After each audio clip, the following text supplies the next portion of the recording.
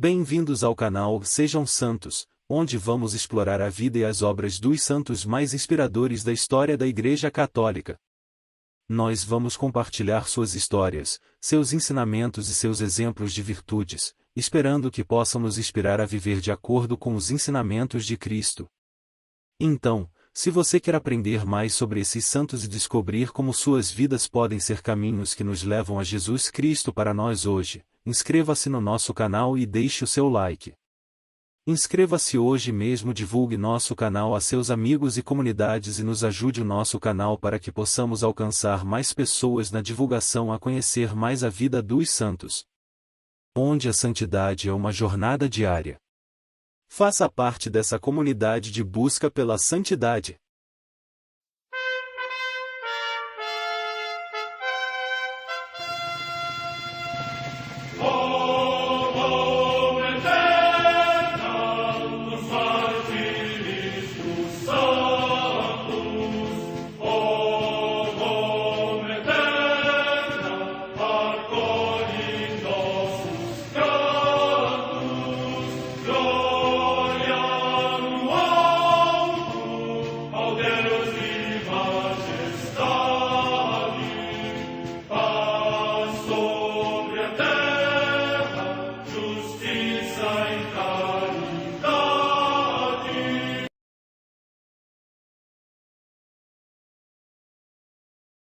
Ler a vida dos santos desperta em nós o desejo de seguir a Cristo. Através de suas vidas podemos aprender as virtudes, a sabedoria e o amor de Deus. Cada santo nos oferece um modelo de vida a ser imitado, como diz São Paulo na carta aos Hebreus, capítulo 12, versículo 1. Estamos rodeados por uma nuvem de testemunhas. A Igreja foi fundada por nosso Senhor Jesus Cristo não apenas como uma instituição, mas uma autêntica família. Os santos mártires, confessores, doutores, as virgens, os santos pastores e todos os demais santos são realmente nossos irmãos que nos precederam no caminho da fé e já estão no céu, para onde também iremos nós, pela graça de Deus. Portanto, sede santos, assim como o vosso Pai Celeste é santo. Mateus capítulo 5, versículo 48. Hoje, dia 28 de julho, celebra a Igreja a vida dessa grande Santa Afonsa da Imaculada Conceição. A Santa Madre Igreja celebra também nesse dia os santos. Comemoração dos santos Prócoro, Nicanor, Timão, Pármenas e Nicolau prosélito de Antioquia, os quais pertencem ao grupo dos 7 que, cheios do Espírito Santo e de sabedoria, foram escolhidos pela multidão dos discípulos e sobre quem os apóstolos impuseram as mãos para o serviço dos necessitados. Em Roma, São Vítor I, Papa, africano, que estabeleceu que o dia da Páscoa fosse celebrado em toda a Igreja no domingo a seguir à Páscoa judaica. Morte no ano 200. Comemoração de numerosos mártires, que, na Tebaida do Egito, padeceram durante a perseguição dos imperadores Décio e Valeriano. Vendo que os cristãos desejavam com ardor morrer ao fio da espada pelo nome de Cristo, os astuciosos inimigos, mais empenhados na morte das almas que dos corpos, foram prolongando os suplícios de morte lenta. Morte no ano 250. Em Mileto, na Cária, na odierna Turquia, Santo Acácio, mártir no tempo do imperador Licínio. Morte entre os no 308-311. Em Milão, na Ligúria, atualmente na Lombardia, região da Itália, os santos Nazário e Celso, mártires, cujos corpos foram encontrados por Santo Ambrósio. Morte no ano 395. Em Troyes, na Gália, hoje na França, São Cameliano, bispo, que foi discípulo de São Loupo e seu sucessor. Morte no século VI. Em Dólar, na Bretanha Menor, também na atual França, São Sansão, abade e bispo, que difundiu por todo o território da Domnoné o Evangelho e a disciplina monástica que aprenderá do abade Santo Iltudo, no país de Gales. Morte no ano 565. Na Suécia, São Botvido, mártir, que, de origem sueca e batizado na Inglaterra, se dedicou à evangelização da sua pátria, até que foi assassinado por um homem que ele próprio tinha resgatado da escravidão. Morte no ano 1100. Em Nishizaka, localidade de Nagasaki, no Japão, o beato Miguel Kozuria, mártir. 1633. Em Nanjing, cidade do Tonkin, no atual Vietnã, São Melchior Garcia Sampedro, bispo da Ordem dos Pregadores e mártir, que, por Cristo foi encerrado numa estreitíssima prisão e, por ordem do imperador Tu Duc, morreu dilacerado. Morte no ano 1858. Em Madrid, na Espanha, São Pedro Poveda Castroverde, presbítero e mártir, que fundou o Instituto Teresiano para a divulgação da doutrina cristã e, no início da perseguição contra a Igreja, foi morto em ódio à fé, oferecendo a Deus um insigne testemunho. Morte no ano 1936. Em Purroy de la Solana, local da província de Huesca, também na Espanha, os beatos Manuel Segura Lopes, presbítero, e David Carlos Maranon, religioso, ambos da ordem dos clérigos regrantes das escolas pias, mártires na mesma perseguição. Morte no ano 1936. Em Barcelona, também na Espanha, os beatos José Caseles Moncho e José Castel Kempis, presbíteros da Sociedade Salesiana e mártires, que, na mesma perseguição contra a fé, mereceram através do martírio alcançar a glória eterna. Morte no ano 1936. Em Ronda, perto de Málaga, também na Espanha, os beatos Miguel Molina de la Torre e Paulo Cabaleiro Lopes, presbíteros, Honório Hernandes Martins e João Luiz Hernandes Medina, religiosos, todos da Sociedade Salesiana e mártires, que foram fuzilados na mesma perseguição contra a Igreja. Morte no ano 1936. Em Madrid, também na Espanha, os beatos mártires Sabino Hernandes Lazo, presbítero da Sociedade Salesiana, e Miguel Leibar Garay, presbítero da Companhia de Maria, que morreram como vítima por Cristo na mesma perseguição contra a fé cristã. Morte no ano 1936. Na estrada Madrid-Valência, também na Espanha, os beatos Pedro Alonso Fernandes, Primitivo Sandiminambres, Lourenço Arribas Palácio e Froilão Laneiro Viladangos, presbíteros da Ordem de Santo Agostinho e mártires, que, durante a perseguição religiosa, consumaram o seu martírio fuzilados junto ao muro do cemitério em ódio ao sacerdócio. Morte no ano 1936. Em Fernancaballeros, localidade da província de Ciudad Real, na Espanha, o beato Jesus Aníbal Gomes Gomes, candidato ao sacerdócio na Congregação dos Missionários Filhos do Coração Imaculado de Maria e mártir, que, durante a perseguição religiosa, tendo vindo da Colômbia para os estudos de teologia, foi assassinado em ódio à fé e ofereceu a Deus o sacrifício perfeito com o derramamento do seu sangue. Morte no ano 1936.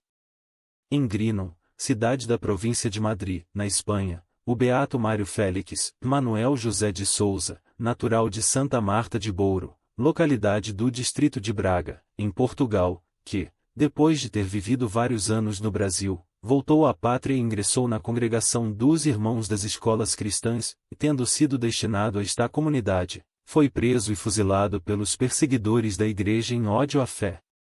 Morte no ano 1936. Em Tarragona, também na Espanha, São Jaime Hilário Manuel Barbal Cozan, religioso da congregação dos Irmãos das Escolas Cristãs, mártir, que, durante a perseguição contra a fé cristã, foi condenado à morte em ódio à Igreja. Morte no ano 1937. Vida de Santa Afonsa da Imaculada Conceição. 12 de outubro de 2008, uma época em que os cristãos sofrem uma dura perseguição na Índia, e em tantos outros países ao redor do mundo. Ana Mutatupadadatu, religiosa da Congregação das Clarissas da Terceira Ordem de São Francisco, tornava-se naquele dia a primeira santa indiana canonizada pela Santa Igreja. Ana nasceu em Kudamaloor, arquidiocese de Changanassery, estado de Kerala, Índia, em 19 de agosto de 1910. Seu batismo foi feito no rito católico Sírio-Malabar. Anakut, diminutivo de Ana, era a última de 5 filhos de Joseph Mariam Mutatupadadatu, em uma família católica de origem nobre. Tendo ficado órfã de mãe aos 3 meses de idade, foi criada por uma tia materna. Foi a avó materna, entretanto, que a fez descobrir a fé e o amor pela oração já em tenra idade, e aos 5 anos guiava a oração noturna, costume do rito oriental ao qual a família pertencia. Aos 7 anos Anakut recebeu a primeira comunhão e comentava com as amigas: sabem por que estou tão feliz hoje? É porque tenho Jesus no coração.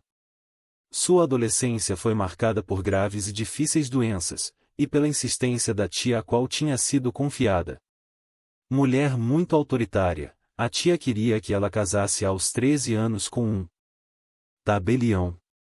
Na Índia são muito comuns os casamentos programados por familiares sem que os noivos participem da decisão.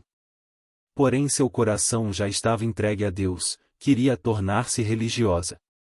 Após ter lido a história de uma alma, Ana se orientava com firmeza a dedicar sua vida por inteiro a Jesus Cristo, a exemplo de Santa Teresinha de Lisieux.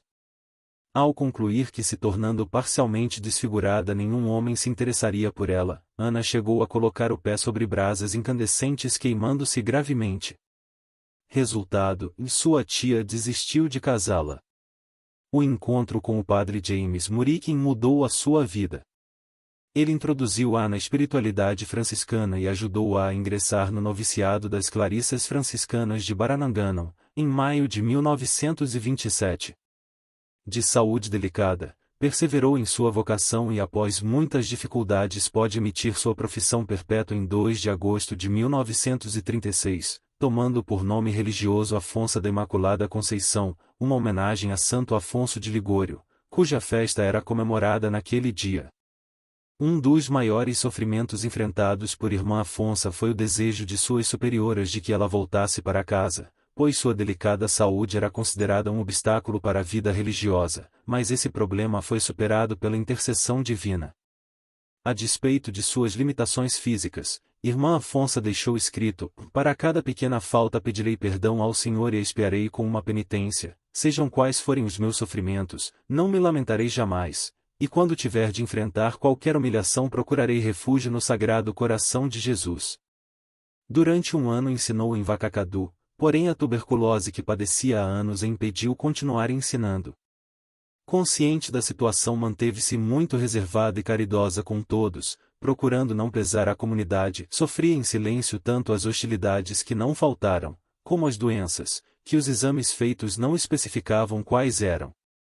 Irmã Afonsa havia escolhido como caminho para sua santificação a pequena via de Santa Teresinha do Menino Jesus. Em 1945 a doença se agravou violenta e incontrolável, um tumor estendido por todo o organismo transformou seu último ano de vida em uma contínua agonia.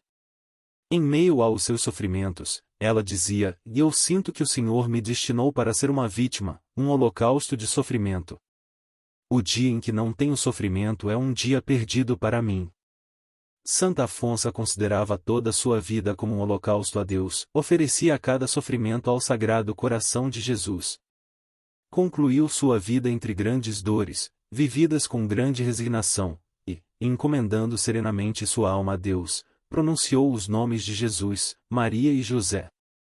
Era o dia 28 de julho de 1946. Irmã Afonsa tinha apenas 35 anos. Um médico pagão, depois de haver visitado Irmã Afonsa, manifestou a um amigo sua grande admiração e assombro pela serenidade e alegria com que a religiosa suportava os grandes sofrimentos causados pelo tumor espalhado por todo o seu corpo. A explicação desta atitude alegre diante da dor nola da alma companheira sua e sacrifício, amor de Deus e do próximo, são estes os elementos que devem santificar a vida, e esta é a mensagem que Irmã Afonsa lança ao mundo moderno, à Igreja e à pátria. Sua curta vida de religiosa Clarissa deixou a lembrança de uma existência santa, a fama de sua santidade se espalhou de um modo impressionante após sua morte. Todos os anos numerosas peregrinações, não só de católicos, dirigem-se à sua sepultura em Barananganam, perto de Kottayam, para rezar e pedir graças, atraídos pela pureza de sua jovem vida de tanto sofrimento e seu poder de cura. Monsenhor Sebastião Valopilili, bispo de Telixerre, Índia, que conheceu muito bem a santa, percebeu o valor incalculável e atual da mensagem da Irmã Afonsa para o mundo de hoje, e a dor não é um mal, as provações e dificuldades da vida, aceitas e sofridas com alegria por amor de Deus, obtêm méritos, e, para adquiri-los, não é necessário realizar ações extraordinárias que chamem a atenção. As cruzes diárias, abraçadas com alegria por amor de Deus, exaltam a vida cristã e nos permitem adquirir grandes méritos. Irmã Afonsa, durante sua breve vida, não fez grandes e extraordinárias ações do ponto de vista humano, porém sua mensagem é facilmente perceptível na Índia. Ela imprimiu a este ensinamento a luz sobrenatural do Evangelho. Em 1955, o bispo de Palá iniciou o processo diocesano para sua beatificação.